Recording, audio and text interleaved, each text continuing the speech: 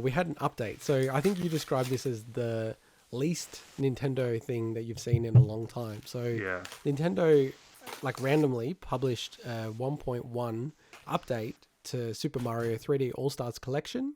And, you know, they had as the headline on Twitter, hey, we've, like, you know, fixed the inverted controls, which we did mention actually when the game came out. Some people kind of can't play when it's like not inverted, and some of the controls, that's actually originally how they were. So some of the speedrunners were like, wow, this feels really wrong, how the camera controls are different. But what was buried, at least in the real like public announcements on Twitter, but it was in the release notes, was they mentioned that you could use the GameCube controller, which I thought, that's kind of interesting, because that was the first thing I tried to do with Sunshine and it didn't work at all. And not only did they patch it in that you could use the GameCube controller, it actually allows you to use the analog trigger for the GameCube controller, pretty much mirroring exactly how you could play it on the GameCube, the Sunshine, which, like, I have to say, dude, I was so excited about that to the point where, given that this is a Christmas present, when I fire this up, I actually think Sunshine will be the first game that I play through. This is huge because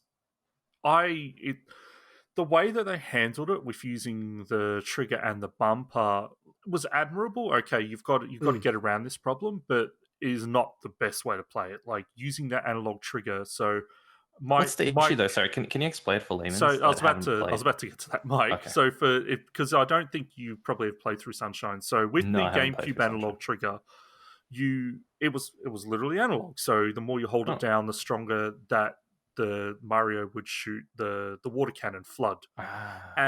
As soon as you clicked it all the way in and it like clicked, then he would stop on the spot and you could aim in first person or like, you know, with first person control FLUDD, which is integral to the game. And because it was a very fluid movement, wasn't it, Twinny? And because the Switch there we go. Because I gave you a laugh. Because the Switch doesn't have an analog trigger, what they did instead was they made it so the trigger, I don't know, was ZR, whatever they call them, right? But the trigger was basically would do the, you know, act as when you were just running around shooting it, and then the bumper would act as you stopping on the spot. So it split the control into two buttons as opposed to using the analog and the button press at the bottom of the analog. So it's awkward, but you got used to it. But this is awesome. The fact that they now patched it, you can just use a GameCube controller now. That's really cool. Got to clarify. It's weird they didn't just include analog triggers on the Switch. Yeah. So got to clarify. Not only obviously do you need to have a GameCube controller and the adapter, but that also means that you have to play it in docked because there's no way to use the GameCube controller without it being docked. So people that, you know, obviously if you wanted to play it in Switch Lite, then you're out of luck, but that's it. You know, it's a real shame that there's no way to play it on the Switch Lite at all. Like, there's no way to even, if you've got a, you know, stand or something like that, and you plug it into the USB-C, like, there's just no way to do it. There's not even a third-party adapter or anything for the Switch Lite to allow you, which is a real shame, I think. And I did check, this is not the first time that you've been able to use the analog triggers on the GameCube controller. There was a racing game that patched it in. Cool. And I just thought that was fascinating because I don't know how the tech works then in terms of the analog triggers. Like, it's quite weird that they have that functionality in the system.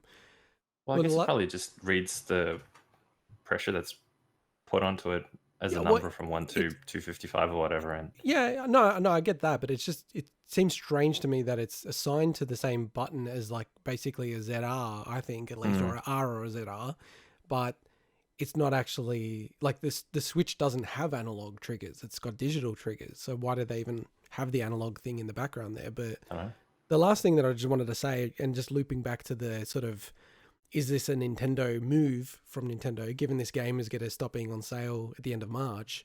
I think this just further consolidates my point that they want to use the framework that they've built with Super Mario 3D All-Stars to then use as a platform to release more GameCube games, more Wii games, and more 64 games. And, you know, they patch in this GameCube adapter thing working. That means that, they pretty much can release any GameCube game, and then the real hardcore people can use a GameCube controller to its full extent. That's and I feel like that's going to happen. And, you know, moving on to our final news topic, in a very, very Nintendo move,